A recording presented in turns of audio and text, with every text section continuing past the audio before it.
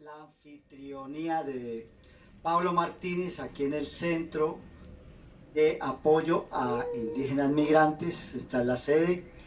A nombre del Faro Editores, pues nuevamente reitero el agradecimiento tanto a los anfitriones y a ustedes por la asistencia. La verdad que queremos que sea una fiesta cultural en el mes patrio. Bueno, por eso tenemos las banderas de México, de Colombia, que es mi tierra natal, y del Faro Editores, que es nuestra editorial, que ha tenido a bien a convocarlos para hacer la presentación del libro Rómulo Rosso, Raíz en la Piedra, y también para hacer la premiación y entrega de los libros de Voces de Cancún, libro emanado del concurso en el que creo que todos ustedes participaron y fueron finalistas, y por ende tienen derecho a tener ejemplares.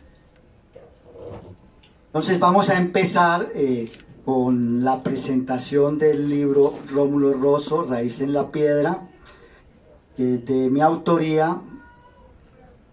Y para esta actividad hemos invitado al periodista amigo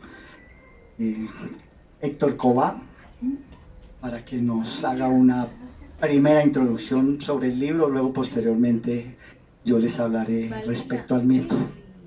Adelante, Héctor. Buenas tardes. Trato de hacer un retrato de, digamos, el personaje del libro, Rómulo Rosso.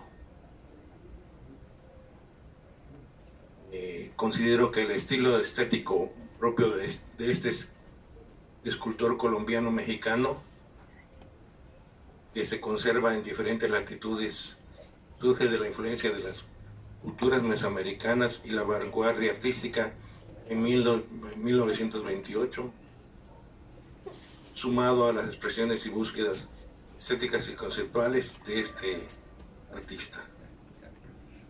Gracias a la labor de Yesid Contreras, el colombiano-mexicano chetumaleño, autor del libro de arte Rómulo Rosso, Raíz en la Piedra, sabemos esos datos y más. Importante aportación literaria y gráfica a 60 años del deceso del escultor no llamado de gratis, precursor del arte moderno colombiano, cuya magna obra en México es posible apreciarla en Mérida, Yucatán, en Chetumal, Quintana Roo y en Veracruz. Bueno, en este último lugar ya no.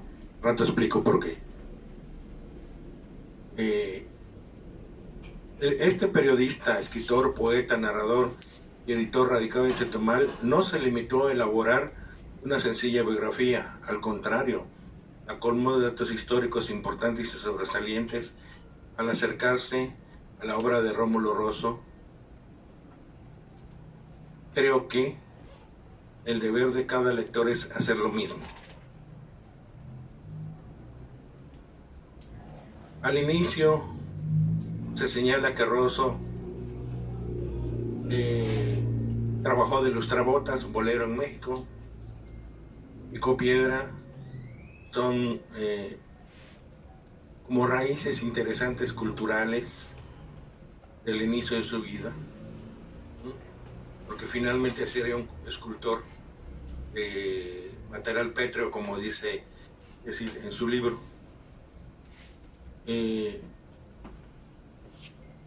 Como que esta parte no lo convencía mucho, más otros oficios a los que se dedicó, y tomó un barco hacia Madrid, España, en 1923. Después del largo viaje, pudo abrevar en ese lugar de saberes de escultores expertos como Victorio Macho. Unos cuantos meses después se le hizo chiquito ese lugar y se fue a París, donde estudió con alumnos de Auguste Rodin, Antoine Bourdelle. El primero adquirió conocimientos y conceptos junto con los de Lewandowski. Estos autores, escultores, artistas, sin saberlo, impulsaron el rumbo que Rómulo tomaría. Tras ese paso, halló en su obra la concepción propia del arte cimentado en los mitos de su tierra natal y tendencias en materia de escultura. Por lo general, la lectura la divido en capitulitos, sin discusión. Para Rosso, amalgamar lo primitivo con el arte moderno dio pie a un arte de magnificencia, producto del aprendizaje de técnicas de talla, cantería artística, fundición y orfebrería. Crear ornamentos en relieves, herrería, vitrales y mosaicos. Lo que marcó, cito una parte del libro, el resurgimiento del arte colombiano anclado en raíces propias y la ruptura con el europeísmo neoclásico, síntesis artísticas predestinadas al éxito. En la lectura yo encuentro ahí una cuestión sospechosa de la famosa estatua El Pensamiento. Para mí es una venganza de un reportero. Por eso le pongo este apartadito: mexicano malo. Los rencores de los reporteros son malos. La muestra está con la escultura El Pensamiento, la que representa a un mexicano con un sombrero tradicional, sentado en el piso con las piernas recogidas, posando su cabeza en las rodillas y la cara baja en posición de descanso. Con esta, Rosso buscó retratar a un mexicano imaginativo, cansado luego de un día de trabajo. Sin embargo, para mala fortuna del escultor, pésima broma manchó la obra y su significado, ya que en la presentación de la escultura un desconocido colocó una botella de tequila frente a la figura, lo que contradijo el mensaje. Así ya no era alguien en descanso y reflexión. Esto dio pie a una enorme piratería y descarados robos de derechos de autor. Se generó una gran cantidad de figuras jocosas del mexicano flojo, que dormita junto a un nopal en un árido terreno. Si ustedes recuerdan, ahí de repente caricaturas, cuadros, el mexicano con el sombrerote y el zarape, pleno sol, durmiendo junto a qué casualidad de espaldas tiene, el colchón tiene las espinas de un nopal, ¿no? Bueno, entonces eso se hizo infinidad de caricaturas, llaveros, destapadores, las cositas que pegan en los refrigeradores. Todo eso ha circulado durante muchos años. Espantoso el resultado, no por culpa del autor, sino entre comillas de una mano desconocida. El memeísmo. La suma del portafolio cultural del protagonista de este escrito, Raíz en la Piedra, son tendencias europeas de avanzada sumadas a los conocimientos de sus ancestros indígenas muiscas que le abrieron las puertas en México en 1931, base artística a la que añadió la cultura maya de la península de Yucatán. No abordo tanto cosas porque ya he escuchado su presentación de Cid y es docta. No me está pagando por decirlo. Mérida, Chetumal. Mérida y Chetumal. Siempre sobresalen la magnífica obra de Rómulo Rosso, el Monumento a la Patria de Mérida, y en Chetumal, Quintana Roo, el hoy Centro Cultural de las Artes, antes Escuela Socialista Belisario Domínguez, construida de 1936 a 1938. Y el Hospital Morelos, todos con piedra rosada, llenas de aspectos culturales e históricos. Por ignominias no paramos. En el año de 2018, en el puerto de Veracruz, se destruyó la obra de Rosso, referida a las leyes de reforma, seguro por el afecto cultural del presidente municipal del momento. Voy a decir el nombre del presidente municipal de ese momento. Es el senador que votó a favor de la reforma judicial, Fernando Yunes, ¿sí? Y porque lo obligaron a votar en ese sentido. No lo estoy defendiendo, simplemente hay una denuncia contra él, entre varias, contra daño patrimonial, y se va a referir a esta estatua de este trabajo de Rómulo Rosso en el puerto de Veracruz, el parque de Zaragoza. Entonces, para que le perdonaran esto y otros delitos, fue que votó. Pero esa familia es conocida por eso, por regalarse al mejor postor. Ok.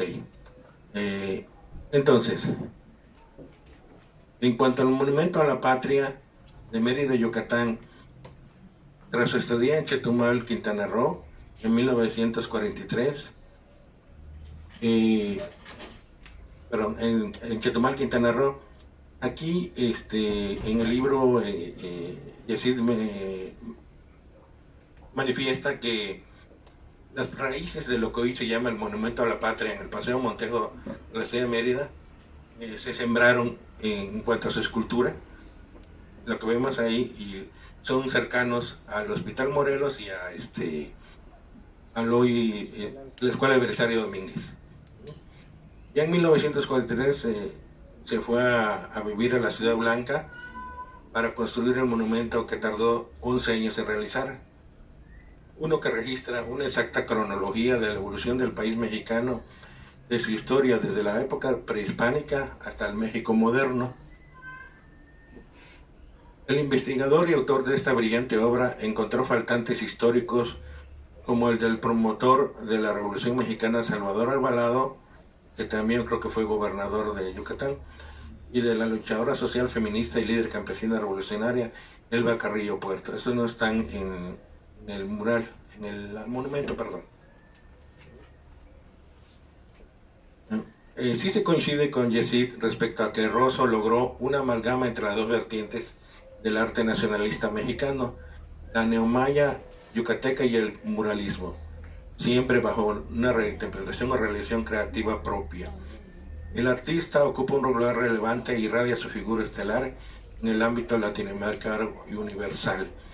Siempre yo pongo un remate de cajón en las presentaciones, ponderando la importancia del libro, y en este caso, Raíz en la Piedra, este libro de hoy, entra en la categoría del que todo buen cancunense tiene y debe de leer, ¿por qué no?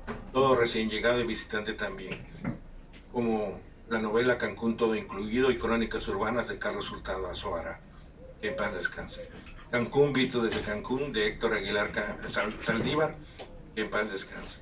Paraíso Artificial de Jorge Yan, Canibus 666 de Mauricio Campo, Recuerdo de Cancún, un libro de relatos crudos de Cancún, de Gabriel Vázquez.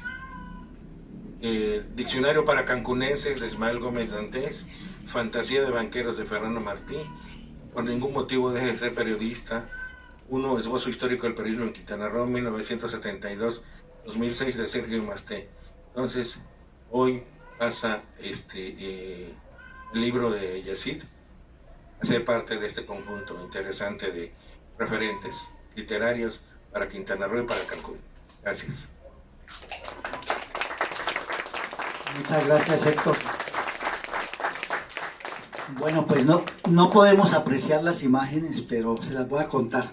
No, este libro realmente surgió hace más de una década, cuando de pronto por razones laborales yo llegué a Chetumal y encuentro que la Escuela Belisario, sobre todo, está en un lugar céntrico, en la Avenida de Héroes, y bueno, pues hay una decoración arquitectónica muy particular y hallo que se llama el personaje escultor, el autor Rómulo Rosso, y que es colombiano.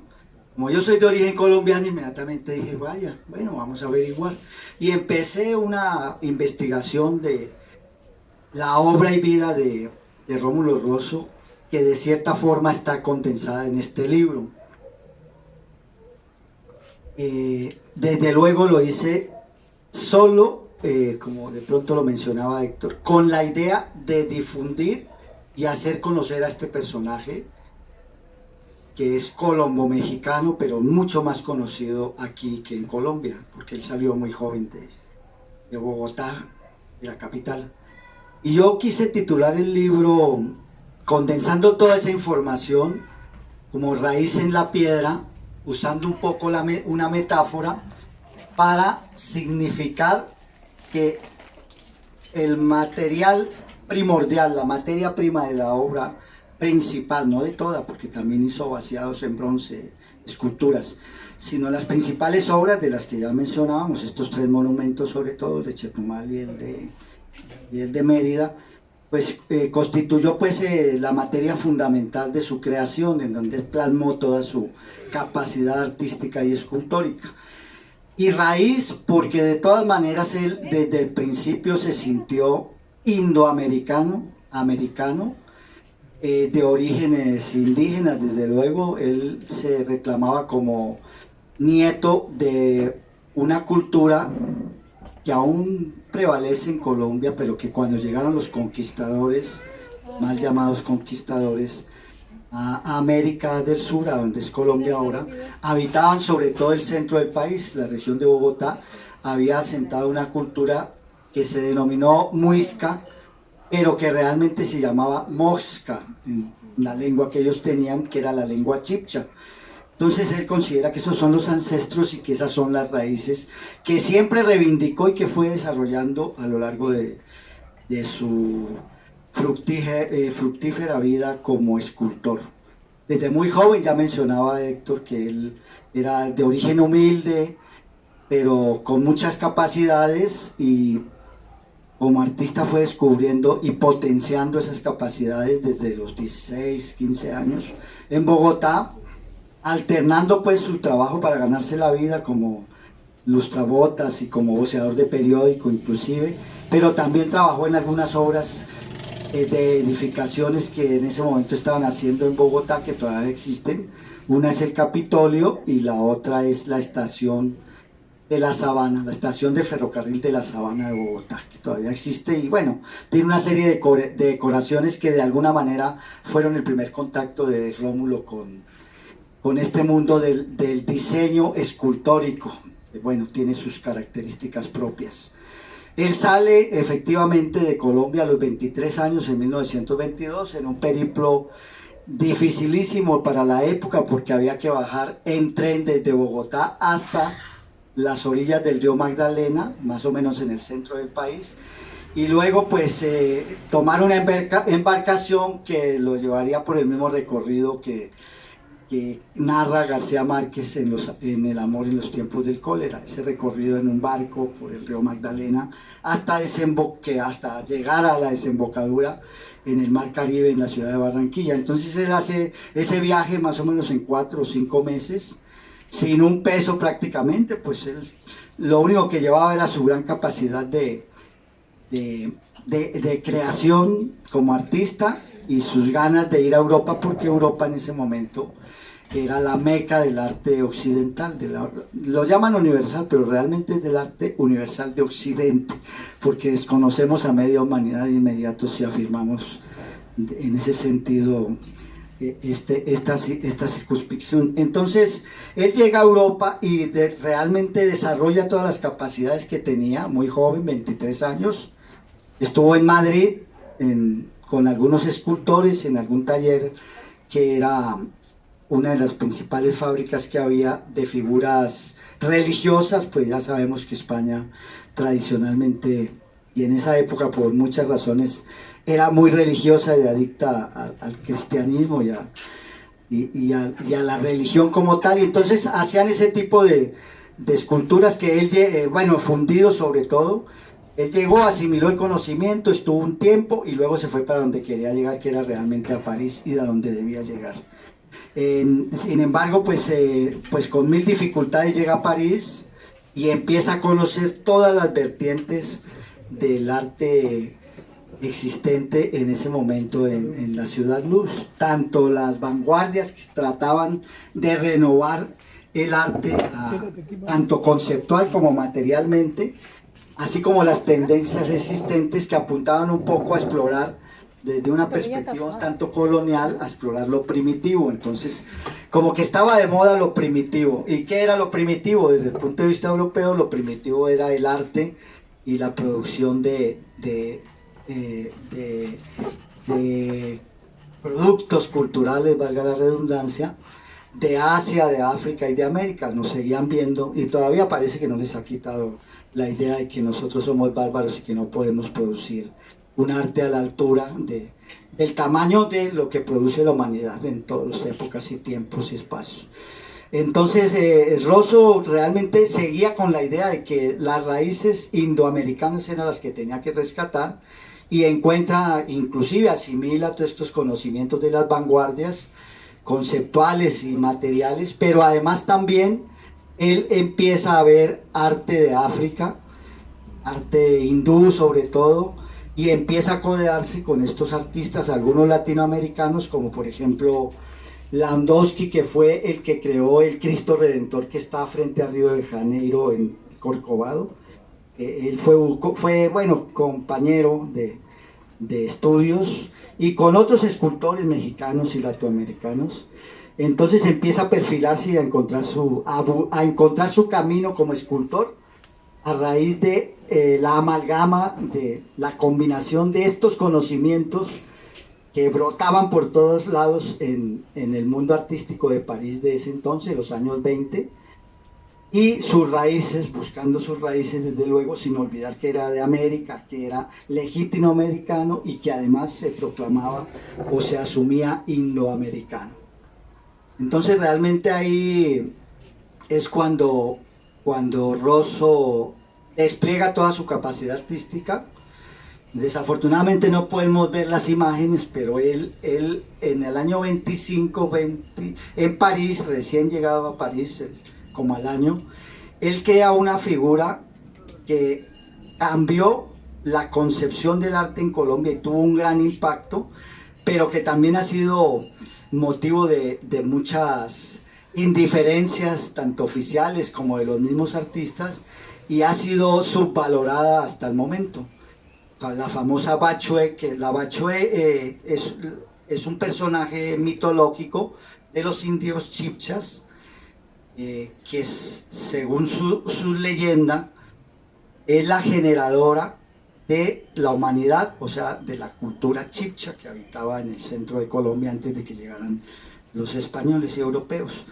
Entonces esta figura pues es como una diosa que no estaba representada en ningún lado, salvo en las crónicas de los conquistadores, de los frailes que llegaron, y de pronto en algunas figuras de oro que están hoy en el Museo del Oro de Bogotá, que es una colección maravillosa de orfebrería prehispánica de las culturas indígenas de Colombia.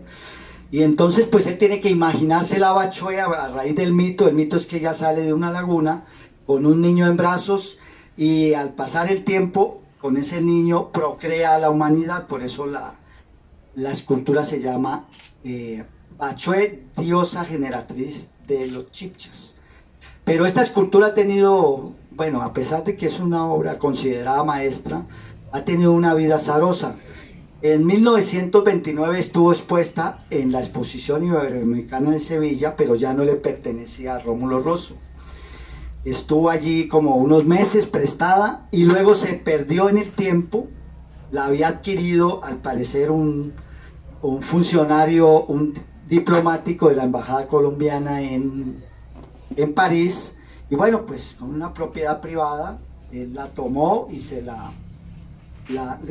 la vendió pues para sobrevivir. Claro, eso le sirvió para instalar su taller en el París de entonces, para mejorar su vida. Entonces la necesidad ahí le jugó una mala pasada con respecto a una de sus obras magníficas o maestras. Pues esta escultura, la Bachué famosa, duró hasta el año 97 perdida, refundida, decimos en Colombia, estaba refundida, es decir, no se sabe dónde estaba.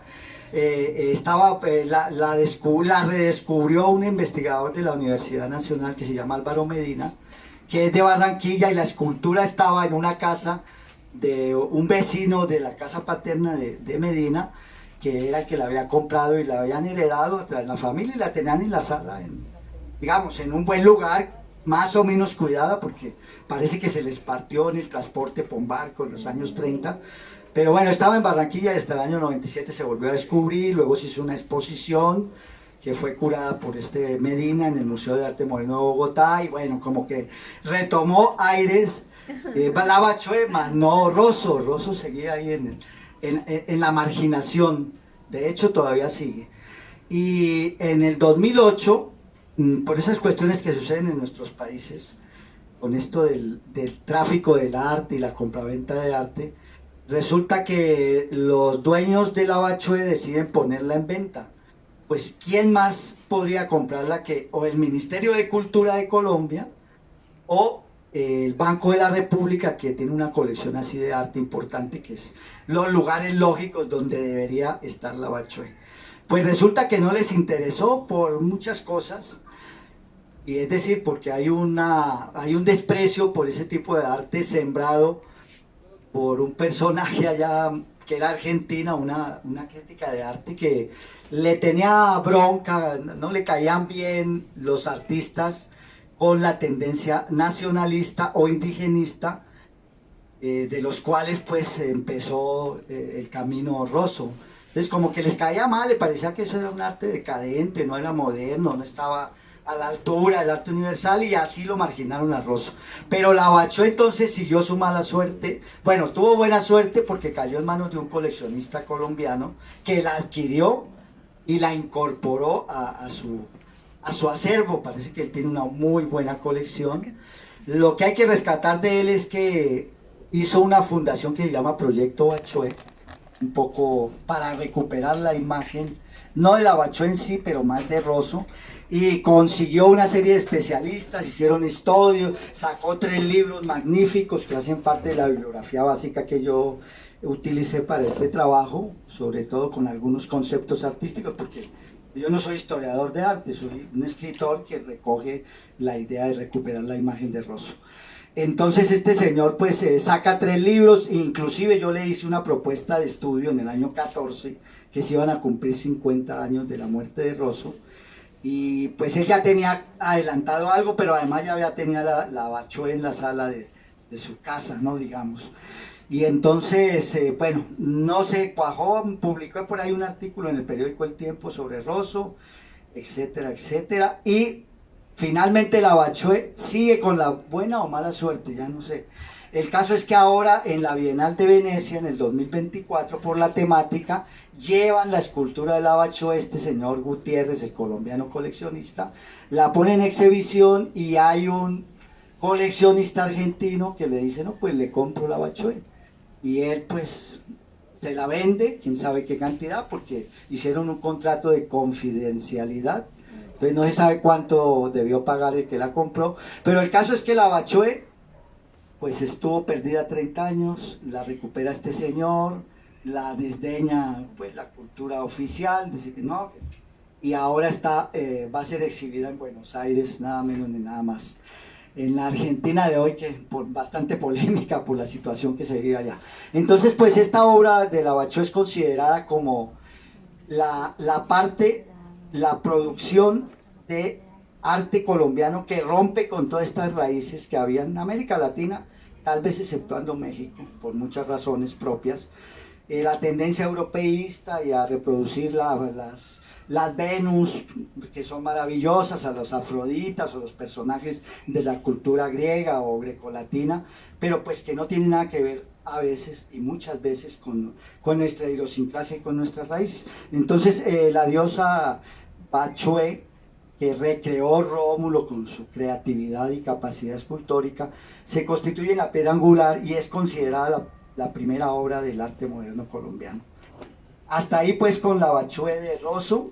Él la esculpió en 1925, hizo dos versiones, una primera fundida en bronce que mide como 60 centímetros, que también la adquirió no sé cuándo el señor Gutiérrez, José Darío Gutiérrez se llama él, y la Bachué original, que es la que van a llevar a Argentina, que fue hecha en granito negro importado de Checoslovaquia en ese entonces, porque Rosso se casó con una artista, Ana Kraus, de ese país, que se llamaba Checoslovaquia. Entonces nace la Bachué, renace la Bachué más bien, contratan a Rosso para decorar el pabellón Colombia en la exposición que les mencionaba en Sevilla, y prácticamente se convierte en la pieza central. Él hace una gran labor y empieza a ver cómo México también tenía un pabellón que era una especie de casa que le daban para la exposición, había varios países iberoamericanos, pero los más importantes así, México, Colombia, creo que Perú también. Entonces ellos decoraban de acuerdo a lo que veían, a la necesidad de proyectar a su país. Ahí conoció a un yucateco, a un arquitecto, Amabilis, Manuel Amabilis, que se hizo amigo y él le enseñó muchas cosas a Rosso y le mostró toda esta cultura mexicana, el cultivo que hay de las raíces, y él dice, claro, así es que tengo que hacer, pero con lo colombiano, es decir, con la cultura, las culturas prehispánicas que había en ese entonces en lo que hoy se llama Colombia, en la punta de Sudamérica, que no tenía arquitectura propia, entonces no dejaron ellos arquitectura. Todas las construcciones eran pues eran de madera y de paja o de guado, un material que hay por allá, y entonces eran perecederas, y efectivamente, además de la ayuda que le echaban los españoles, ¿no? De quemar las aldeas, etcétera, o arrasar muchas veces con los habitantes, o proscribirlos de las tierras, etcétera, o apoderarse de las tierras y someterlos en una semiesclavitud, como se dio en toda América. Entonces, pues lo que produjeron estas culturas de Colombia fue la orfebrería. Ellos trabajaban el oro no tenía el valor que tiene nuestra sociedad, el oro era un producto que ellos lo manejaban de manera mitológica y de manera religiosa, y que hacía parte más bien de la cosmovisión y no representaba ninguna riqueza a la acumulación. Por eso los españoles, cuando supieron que había una ciudad del oro, pues estaban buscándola desesperadamente, pues no existía, era más el imaginario, pero sí existían piezas y rituales de los indígenas, tanto en Perú como en Colombia, que utilizaban el oro así normalmente, y que inclusive lo echaban a las lagunas, en los rituales, para nombrar a sus caciques o líderes, etc. Entonces Rómulo Rosso se encuentra con todo eso, refleja en este pabellón Colombia, que está en Sevilla y que todavía existe, que es el consulado del país, y es muy hermoso porque recoge elementos de estas piezas de oro, de orfebrería, y los recrea y los plasma ahí, inclusive reinterpreta también el escudo de Colombia, como hizo con muchas cosas, sin perder la esencia, así como hizo en su momento con algunas imágenes aquí de la cultura mesoamericana de México, y de México, por supuesto. Finalmente desembarca él en el año 31 en México. Ya venía pues como un artista consagrado, con una obra importante, fue maestro de la escuela La Esmeralda, creo que se llama, en la Ciudad de México. Y bueno, pasó el incidente que mencionaba Héctor de la figura esta de pensamiento.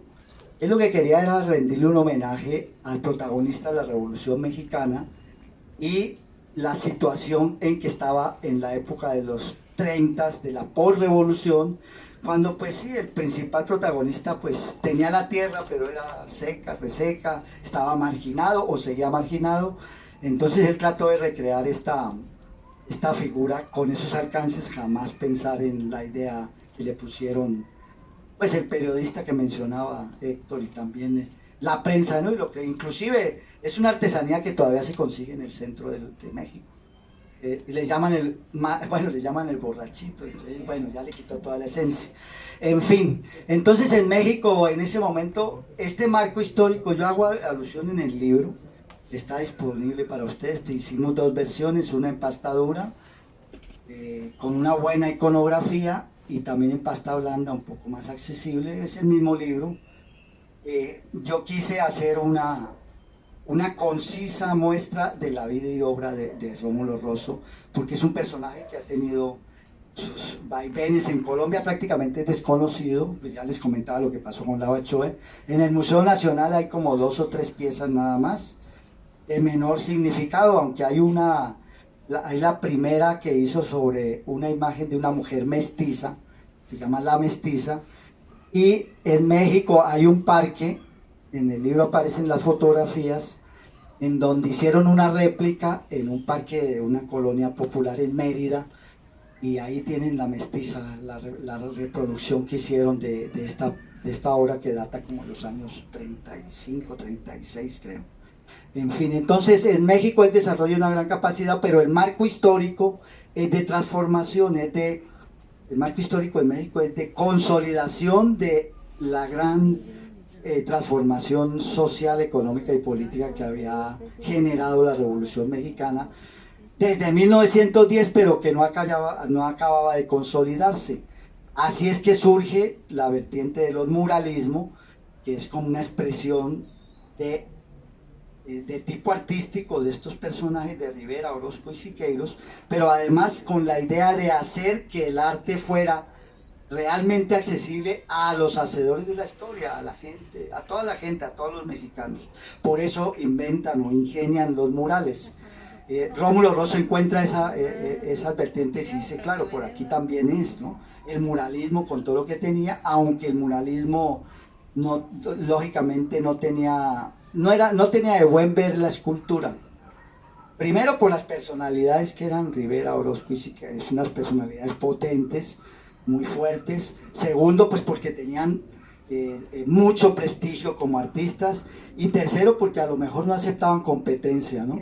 Si no es pintor, y hay otros muralistas, yo menciono estos tres, hay otros muralistas que apenas son conocidos, ¿no? Apenas por ahí los nombra uno, no son tan... y tienen obra importante en varias ciudades del interior del país sobre todo.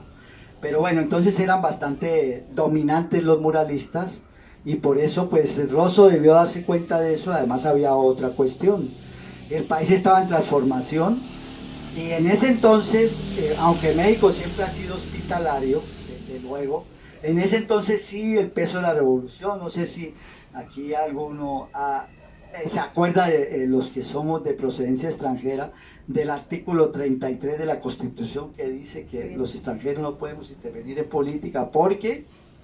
Ay, y sí pasó hasta hace 20 o 30 años, que gente que se metía, bueno, sobre todo en la labor social. Por ahí hubo un sacerdote ecuatoriano que estaba en México, creo, que tenía una organización social, etcétera, y bueno, entró en colisión ahí con el poder y luego con el poder nacional, y le dijeron, sí señor, le armaron un pum para afuera, y llevaba como 30 años en México, o sea, era más de aquí que de Ecuador.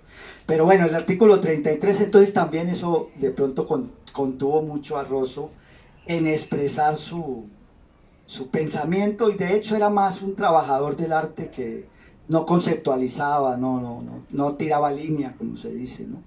Y tampoco dejó nada escrito, salvo algunas cosas, por ahí un folleto al Monumento a la Patria, y era compositor de canciones de la trova yucateca, por cierto.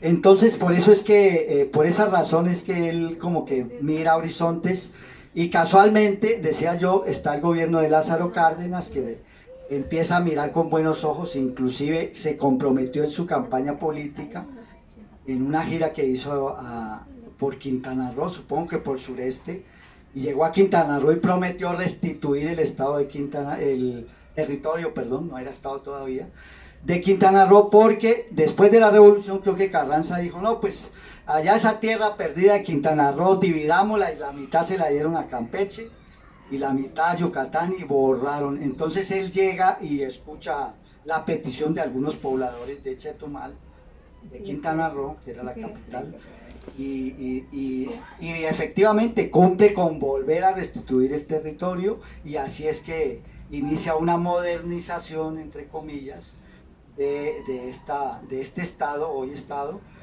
Y entonces, por ejemplo, entre otras cosas, retoma el nombre originario de Chactemal a la capital, sustitución de Payo Obispo, pues que parece que Payo Obispo ha sido un obispo de Guatemala o algo así, en la época de la colonia, entonces nada que ver con México. Y así, por ejemplo, el poblado que queda fronterizo con Belice le llaman todavía Santa Ana, pero oficialmente es Subteniente López. Y hay otro pobladito por ahí, no sé cómo se llamaba, y no, Pancho Villa, Francisco Villa, Nicolás Bravo, así a todos los poblados les cambió esos nombres que les habían puesto muchas veces los conquistadores españoles, ni siquiera los habitantes. Entonces esa modernización incluye crear dos edificios que eran como el faro del gobierno de Lázaro Cárdenas, que eran la salud y la educación. Por eso le encargan a Rosso y a Amabilis que construyan o reconstruyan la Escuela Belisario Domínguez y el Hospital Morelos como muestras de la entrada de Quintana Roo a la modernidad del siglo XX, desde luego, ¿no? ¿Y por qué socialista? Porque en esa época de Cárdenas, con las ideas predominantes en el medio mundo, ideológicamente, en el mundo entero, digo, en el medio mundo occidental también podríamos decir, pues era como la tendencia a hacer social la educación, a socializarla, y las ideas socialistas inclusive cambian el artículo tercero, y la educación impartida por el Estado se hará bajo los criterios del socialismo, y por eso es que se llama escuela socialista. Así aparece inclusive en el escudo que talló para el frontis Rosso, ¿no? En donde aparece un indígena, un soldado, y aparece el nombre de la Escuela Socialista Belisario Domínguez, con una hoz y bueno, unos elementos de la época. Entonces este marco histórico es muy importante porque es lo que produce la cultura, y el arte en particular pues refleja el momento en que vive la sociedad. Rosso de alguna manera recoge esa tendencia, y el Monumento a la Patria, que duró 12 años, 11 años haciéndolo, tallándolo, trabajándolo, desde el 45 cuando empieza hasta el 56 cuando lo termina, o sea, fueron creo que 3 gobernadores del estado de Yucatán, además de 2 presidentes de la República, pues ya no estaba Cárdenas, estaba creo que Ávila Camacho y el que le siguió. No, solo Ávila Camacho fue el que estuvo. Y bueno, entonces todas esas circunstancias hacen que Rosso se incorpore y le encarguen el trabajo del Monumento a la Patria, que no se iba a llamar así, era el Monumento a la Bandera, por un proyecto que Amabilis, su amigo arquitecto, había hecho, y que realmente Rosso pues tenía su propio criterio, y se distanciaron porque conceptualmente Rosso tenía otra idea en la cabeza. Amabilis, como era arquitecto, parece que quería crear algo así como un lugar de esparcimiento, y no estaba en la glorieta donde está ahora, sino otra avenida, por ahí creo que la avenida Colón, que está cerca. Entonces finalmente Rosso asume las riendas y presenta digamos, redondea, replantea todo el concepto del monumento, lo denomina la patria, y pues prácticamente, como lo mencionaba el colega Héctor, pues es una historia de México desde los orígenes prehispánicos, pasando por las culturas mesoamericanas, hasta la época moderna del siglo XX. Ahí aparece Lázaro Cárdenas y Ávila Camacho, entre los personajes que aparecen en el Monumento a la Patria, que se ha convertido en 70 años los que lleva, del 56, más de medio siglo, pues prácticamente en un lugar céntrico de Mérida, a pesar de que Mérida, el Paseo Montejo, que no se debería llamar así, pero bueno, en los años 30 el Paseo Montejo se llamaba Nachicocón, porque, bueno, la historia de Yucatán es muy particular, yo no la conocía, pero es maravillosa, y la conozco más por Rosso ahora. Pero el Paseo Montejo es una maravilla. Si han ido a Mérida, lógicamente deben ir, si no han ido, y visitar el Monumento a la Patria, y ir al Palacio Cantón. Son palacios, son una maravilla, es parecido a los Campos Elíseos, pero mejor, mucho mejor. Entonces competir y ponerse este monumento en ese lugar privilegiado de la ciudad, pues es bastante, deja mucho para pensar en lo que significa, ¿no? Porque es la historia de México.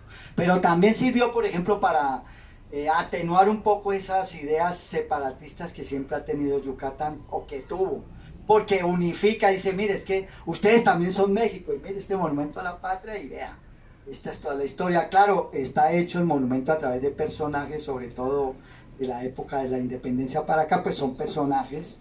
Y yo descubrí, a raíz de esas lecturas que uno hace por ahí de vez en cuando, descubrí que, por ejemplo, no hay sino 22 mujeres. Deberían protestar, ¿no? Aquí creo que hay mayoría de mujeres en este momento. Pues hay un personaje de la sociedad mexicana que no aparece plasmado en esa versión de la historia. No es culpa de Rosso, desde luego, no es culpa de Rosso, por lo que les decía. Él siguió siendo colombiano, creo que hasta el día de su muerte. Y no aparecen sino 22 mujeres a lo largo de... Aparece, desde luego, más o menos, si me acuerdo, está Sacilja, que es la esposa maya de Gonzalo Guerrero, el conquistador que peleó contra los españoles y se volvió maya. Está también, desde luego, está pues la famosa Malinche o Malitzin o Marina con Cortés. Está Sor Juana Inés de la Cruz, rodeada de hombres, pero Sor Juana es imprescindible, ¿no? Desde luego. Y ya de la época moderna, pues está por ahí la Corregidora, está también Carmen Cerdán, una revolucionaria de la época de la Revolución Mexicana, pues muy notoria, que era una familia que era rebelde y bueno, murieron, creo que los mataron los federales dentro de esas reyertas de la revolución, y no aparece prácticamente ninguna mujer de la época moderna, y las indígenas otras pues están en una situación, digamos, por debajeadas en el mural. Claro, no es atribuida. Yo salvo a Rosso porque él de todas maneras no determinaba los personajes, igual que no aparece Salvador Alvarado siendo gobernador del estado de Yucatán. Pero además él era un general revolucionario que estuvo en las filas de Zapata. O sea, no era cualquier general ni cualquier militar. Y sin embargo no aparece en el mural, que está en la capital de Mérida, su estado natal, Salvador Alvarado, ni Elvia Carrillo Puerto. Escasamente aparece Felipe Carrillo Puerto por ahí detrás, así como en un segundo lugar, con un sombrerito como... ¿cómo sería? Un sombrerito fifí de esos, como un sombrerito fifí, ya me entienden. Sí, de fieltro, como que, sí, él era, no era indígena, creo que tenía los ojos azules, Felipe Carrillo Puerto, pero tenía mucha sensibilidad, se crió con los mayas, fue el primer y único gobernador que podríamos decir más radical de la Revolución Mexicana, que se proclamó socialista, entonces fue el único. Y finalmente terminó fusilado ahí por la casta divina yucateca en 1923 para acabar con esta tendencia radical de la Revolución Mexicana. Creo que es la única experiencia que hubo así de ese tipo. Pero Salvador Alvarado fue el que empezó la reforma agraria en Yucatán, donde eran intocables los dueños de las haciendas enequeneras, herederos directos, dicen ellos, de los españoles, por ejemplo. Carrillo Puerto no solo retoma esas banderas, es electo gobernador, sino que creo que es el único gobernador de Yucatán y quizás en todo México que su toma de posesión, el discurso lo hizo en lengua maya. Esta era su mentalidad, a pesar de que no era maya. Bueno, fue un gran dirigente. Entonces todo este marco es el que recoge Rómulo Rosso, pues pone en segundo lugar a Carrillo Puerto, porque obviamente el gobernador ya había pasado todo esto en 20 años, llevaba más o menos, entonces pues, el gobernador le debió imponer algunas reglas, y a lo mejor él no conocía de Salvador Alvarado, cosa que no debe ser, ¿no? Porque era conocido a lo mejor. Le dijeron, no, pues no, omítelo, ya igual a Elvia Carrillo, él no aparece. Entonces son 22 mujeres nada más, imagínense ustedes si recorren, son más de 200 figuras. Allá no hice el ejercicio, he ido como 50 veces y he tomado como 10.000 fotos, casi personaje por personaje, hay 220 o 230 personajes en este monumento a la patria, por ambas caras. No hice el ejercicio de contarlos puntualmente, pero en Chetumal se aparecen 211, entre dos perritos y todos los personajes de la sociedad chetumaleña del estado de Quintana Roo. En ese entonces estamos hablando del año 37, 38.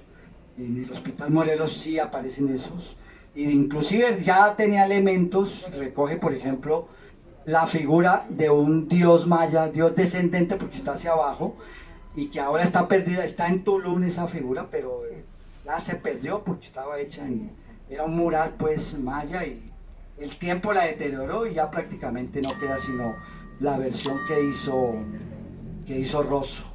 Entonces finalmente este Rómulo Rosso, el libro nace, como les decía, tiene 8 capítulos que no, algunos me han dicho, ¿por qué no le pusiste subtítulos? Son capítulos realmente muy concisos, en la idea de difundir de manera sencilla, no para especialistas, lo que es la vida y obra de Rosso.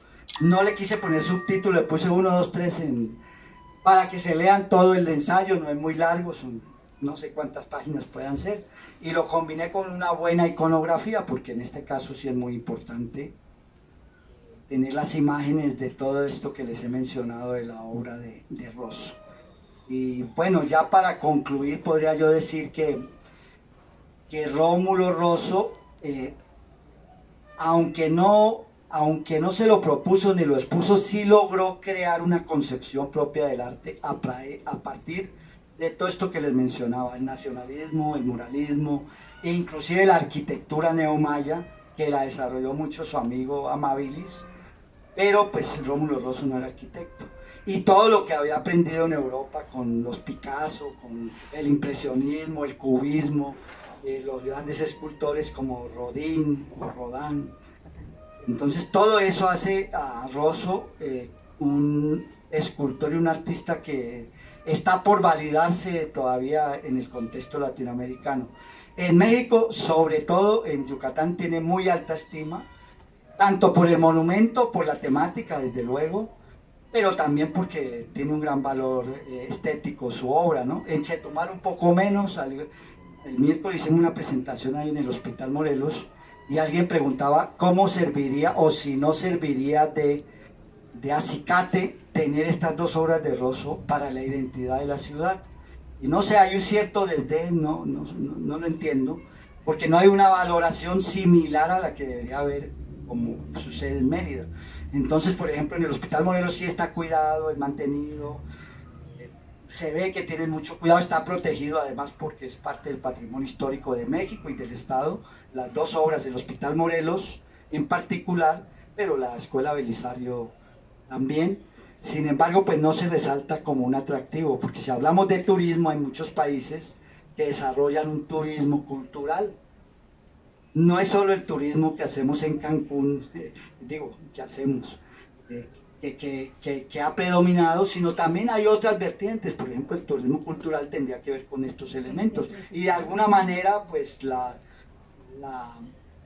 muestra para los turistas de las zonas arqueológicas, así no le vean ni se promuevan con el valor artístico, cultural que tienen, de todas maneras están ahí, y esos son, ¿no? Hacen turismo cultural los gringos que van a Tulum a recorrer lo que llaman popularmente las ruinas, los habitantes, ¿no? Pero bueno, en Chetumal no sucede eso y está por mora. Y Rosso pues sí logra conformar una identidad, una visión propia del arte. De pronto hay críticas, no sé si ustedes han ido al Monumento a la Patria, pero están los personajes y encima hay una serie de, hay unas piedras muy bonitas, la piedra rosada de Tikul, que es una piedra muy especial, es como una especie de mármol, pero de la península, pero que eso como que algunos, bueno, el mismo Amabilis y otros dicen estéticamente cómo le quita, le completó, pues están los personajes en primera fila, el centro de la escultura lo ocupa la patria, que es las facciones de una mujer indígena o mestiza más bien, y algunos elementos culturales, pero esa parte la han criticado estéticamente. Pero sin embargo él recoge todos los mitos de México. En la parte es cóncava que muestra lo prehispánico y la colonia, pues hay una fuente de agua, un ojo de agua frente a que ocupa, bueno, una parte de la rotonda. Hay un muro que lo delimita, pero es simbolizando el lago donde nació, bueno, donde nació México, podemos decirlo, el mito del águila, la serpiente, sobre el cactus, etc. Entonces sí, Rosso recoge todos esos elementos. De pronto los aportes que le hacían los asesores del gobierno de Yucatán, y me imagino que del gobierno federal también, pues ya mirando que era una obra que podría ser muy significativa, pues la era de personajes, pero conceptualmente él desarrolló su capacidad al máximo, y todo lo que tenga que ver con la parte estética, criticable o loable, desde luego sí corresponde a esta visión. Yo digo que sí alcanzó a tener una concepción propia, amalgamada, que no se ha reconocido y que está por estudiarse, que se debe estudiar como parte de la historia del arte en América Latina y en México en particular. Bueno, pues tenemos los libros, creo que todo por ahí. Les agradezco la atención, la amabilidad. No sé si habrá alguna pregunta o comentario respecto a lo que le hemos expuesto. Les quedamos debiendo las imágenes por razones de la hora y de la proyección, pero tenemos el libro que prácticamente tiene las mismas imágenes que tenía la proyección. Es una muestra del todos los trabajos de Rómulo Rosso, desde los monumentos hasta las obras más importantes, más pequeñas de personajes, etc. Tenemos los libros en dos versiones, la pasta dura y uno de pasta blanda. También tenemos unas tazas y unas camisetas que los compañeros del Faro Editores imprimieron pues para tener una muestra completa y promover la figura de Rosso. El libro también, desde luego, pero la figura de Rosso es lo más importante.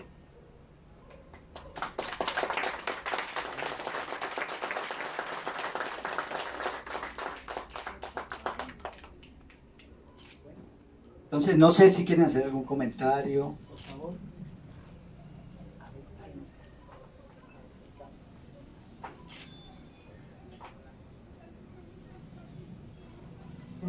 Bueno, felicidades, Jessy, ¿sí? Y el presentador. Yo tengo solo una pregunta. ¿En qué género ubicarías la obra?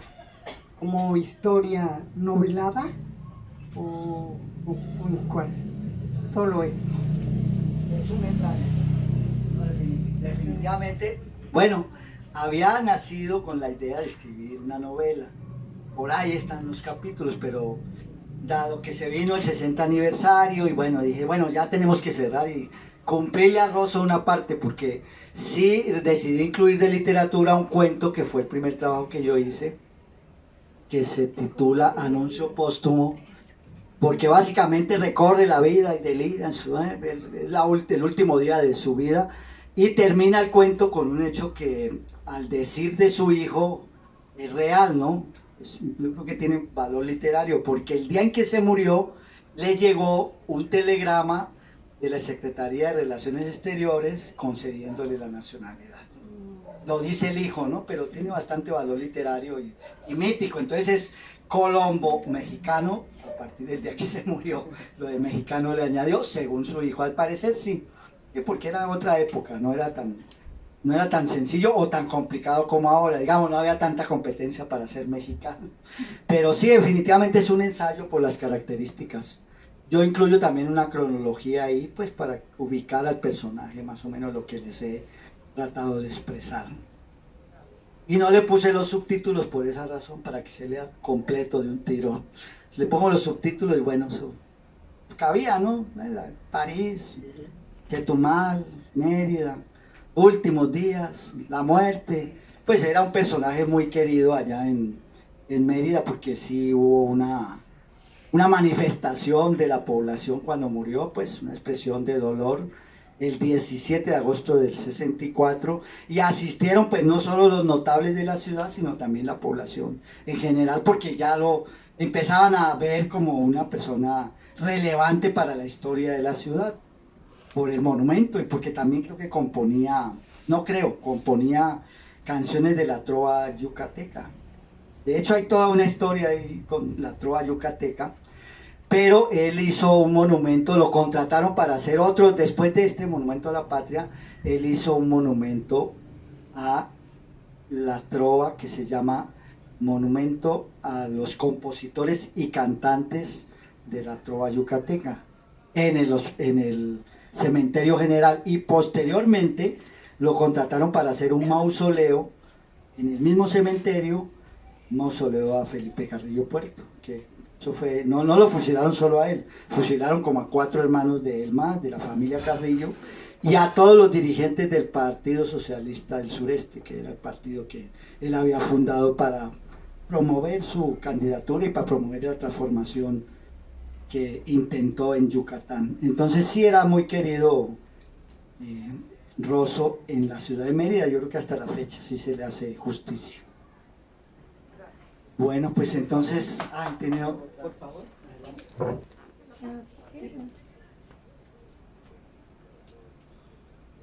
Gracias, muy amable. Buenas tardes y muchísimas gracias por la exposición. Felicitaciones a ustedes, a ambos. Y quiero hablar con el autor del libro, Rómulo Rosso. Realmente ha hecho un enfoque sociológico, histórico. Nos ha paseado por una cantidad de detalles impresionantes. Lo felicito por su condición, no solo de escritor, sino de investigador. Y como tal le voy a decir una cosa.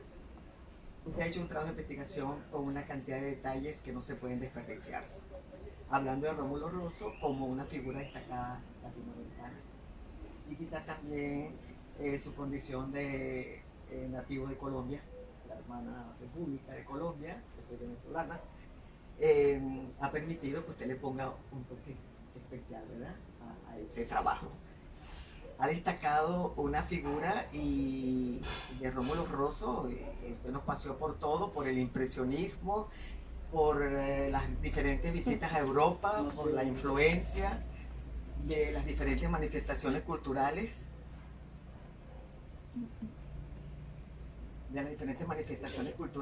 y yo resumiría esto en dos momentos. Primero, con respecto al escoger este personaje y que usted tan generosamente ha expuesto todos los detalles que lo caracterizan en diferentes planos.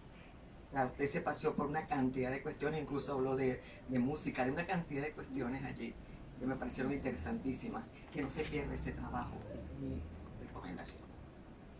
Y como docente jubilada, voy a decir una cosa: cuando uno hace trabajo de investigaciones, generalmente las últimas etapas de la investigación son conclusiones y recomendaciones, ¿verdad? En el aspecto de recomendaciones, yo le recomendaría, ese libro es interesantísimo, ese libro tiene que ser expuesto en diferentes centros educativos, en la embajada, en los diferentes centros educativos a nivel medio, superior, etc., universidades, porque no se puede perder ese trabajo tan interesante. Ese trabajo, porque hay que resaltar todas estas figuras, y sobre todo estamos en una época en el mundo donde el tema migratorio es un tema de actualidad. Estamos hablando de una persona que vino de otras tierras a poner en alto, si se quiere, el nombre de México, del extraordinario país que es México. Entonces, le recomendaría, porque allí, en todo lo que usted puso, hay una cantidad de libros que se pueden hacer de este libro. La relación de Rómulo en Europa, todo lo que habló y la influencia del impresionismo, ahí está un libro. Segundo libro, las etapas históricas, cómo influyeron en el cronograma de su obra. Y así sucesivamente. Por ejemplo, a mí como mujer me interesa lo que usted dijo del número de mujeres. La diferencia de género que se resaltó allí en esa obra. ¿Por qué? ¿Cómo? ¿Cuándo? Hay una cantidad de cuestiones. Entonces, para mí, es tan fructífero ese libro y de allí se puede derivar muchísimas cosas interesantes. Felicitaciones. Y me encantó su exposición, mucho detalle y sobre todo que mantuvo el interés de lo que estamos aquí presentes. A pesar de... Además estamos empezando. Sí. Lo mejor viene Muchas ahora. gracias y gracias por la invitación. Gracias. Yo tengo una pregunta. Perdón. No, adelante, por favor. Pues, Jessy, pues muchas gracias. A mí me da mucha curiosidad ver que alguien de origen colombiano, que por aquí preguntaba y me dijeron que ya eres mexicano, que tenga esa inquietud cultural. Y también, como dijo la compañera, el punto de vista pedagógico. Qué interesante, porque cuando nosotros estamos, yo que ya considero ser aquí quintanarroense, cuando salimos a otros estados o a otros países, es que Cancún es una ciudad nueva, casi no tiene cultura. Y eso que estás haciendo, rescatar esta parte de la cultura, obviamente, tú tienes el interés y el ojo clínico para poder investigar y decir, Rómulo Rosso, compatriota mío, y por ahí fuiste jalando así, esa madeja, el hilo de la madeja, hasta lograr encontrar esta belleza. ¿Quién de nosotros, cuando empezaba a hablar acá, creo que se llama Héctor, empezaba a hablar de la famosa escultura, que sí es cierto, inclusive yo pensaba que estaba haciéndose a referencia a un borrachito, y oh, sorpresa, cuando empezó a hablar dije, sí, todo mundo, y en todo mundo conocen y te dan ese llaverito, porque mire, yo tengo un llavero aquí en mi casa, en mi refrigerador, del borrachito mexicano, y que no es así. Creo que eso es interesante. Yo estoy viendo acá como si fuera la cápsula del tiempo, que él está investigando, y ojalá, a mí me gustaría que algún día se pudiera hacer un reconocimiento a lo que hizo este hombre y a lo que todos los demás, que aunque no hayan nacido acá en esta tierra, hay mucho de interés cultural, porque creo que todos los que estamos acá, no sé si todos hemos nacido acá, yo no, pero amo esta tierra como la última célula que tengo en mi corazón, porque lo interesante es que pudiste hacer la investigación, más que un escritor, se convirtió en investigador, y a veces no hay mucha diferencia entre uno y otro, pero el poder hacerlo con ese bagaje cultural, qué interesante, de verdad, Jessie, qué bueno. Y yo no sé qué va a pasar con este libro, pero espero que el próximo sea igual o más interesante que este. Un aplauso, por favor. Hola, una pregunta. ¿Este ensayo a partir de qué edad la pudieras recomendar? Pues yo creo que de la secundaria para arriba. Sí, porque como tiene algunas referencias ahí históricas, entonces sí tiene que tener algunos elementos de la historia de México. ¿Me permite? Sí, claro. Ah, perdón. Sí. Una pregunta más. ¿Y qué costo tiene? Perdón. Esa es la pregunta. El millón. 250 el de pasta blanda y 350 el de pasta blanda. Muchas gracias. Están accesibles. Sí, gracias. Perdón, sí, otro de las sugerencias, recomendaciones podría ser este libro, separarlo en niveles. O sea, ¿cómo lo interpretaría para un joven de educación media, educación superior a nivel de posgrado? Interesantísimo, nivel de posgrado. Es que usted se pasea por una cantidad de facetas allí de Rómulo, que yo creo que no puede desperdiciar. Y coincido con mis compañeras aquí. Y con ella, no necesariamente uno tenga que nacer en otro país como para apreciar el hermoso país que es México. Yo estoy sumamente agradecida de estar aquí. No era nuestra intención, mi esposo y yo, después de jubilados, de estar aquí. Pero somos venezolanas y estamos aquí de lo mejor. Y es un país de una cultura muy vasta, una gente hermosa. Y aquí hay esto es una beta para muchas cosas que se pueden hacer. Sí, de hecho estamos celebrando el mes patrio por Claro, estamos aquí. por eso la bandera de México, por eso el ya y la vi. bandera de Colombia. ¿De qué te toca, Jessie? Porque ahí nació Rosa. Sí. Bueno, pues yo creo que vamos a hacer un pequeño receso. Tenemos aguas. Creo que sí hay. Café. Ah, sí, es que no bajamos la Yo nevera. traje cositas, hacer este programa. Y hacemos un pequeño receso ya. Hasta